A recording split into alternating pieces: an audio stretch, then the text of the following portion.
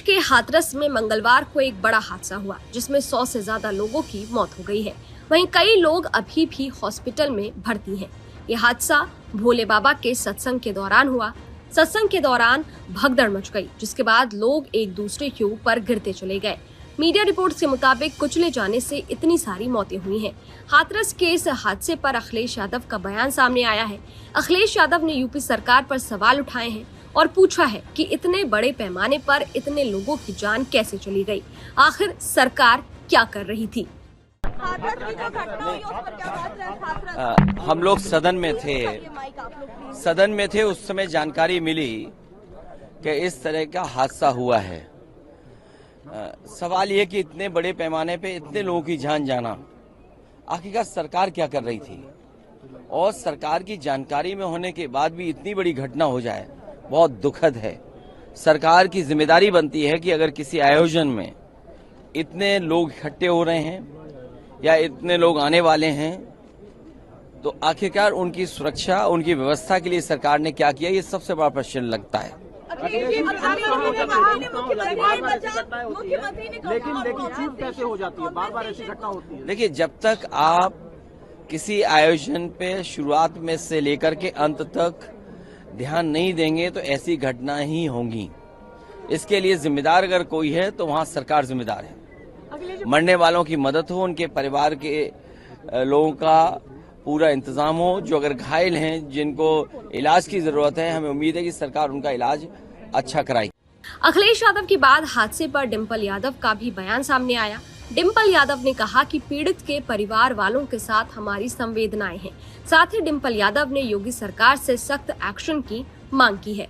जो रिपोर्ट्स आ रही हैं जो हाथरस वाले इंसिडेंट्स में आई है, वो है 100 लोगों से ज्यादा लोगों की जान गई है और हमारी सभी परिवारों के साथ संवेदना है और यूपी सरकार को इस पे सख्त से सख्त एक्शन लेना चाहिए और जो लोग घायल हैं तुरंत उन पे सहायता पहुंचे लोगों की, और इस पे एक जांच होनी चाहिए कि ये आफ्टर ऑल ये एक्सीडेंट क्यों हुआ, ये भगदड़ क्यों मची। ये पूरी तरह प्रशासन और शासन की जिम्मेदारी थी।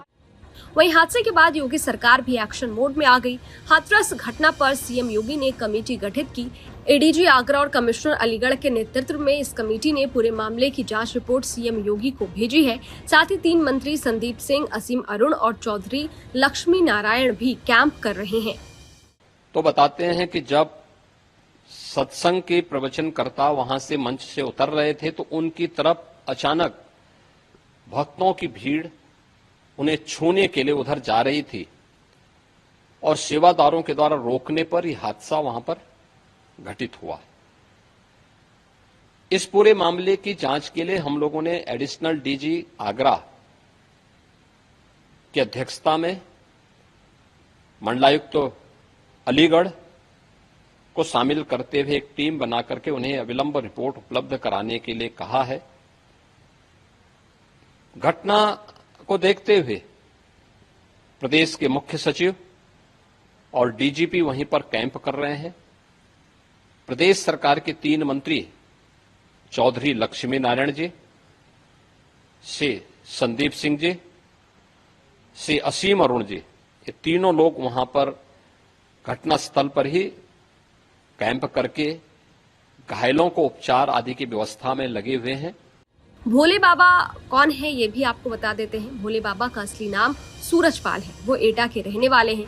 करीब 25 साल से वो सत्संग कर रहे हैं। पश्चिमी यूपी के अलावा राजस्थान, हरियाणा में भी इनके अनुयायी हैं। मंगलवार को 50,000 से ज्यादा लोग पहुंचे थे।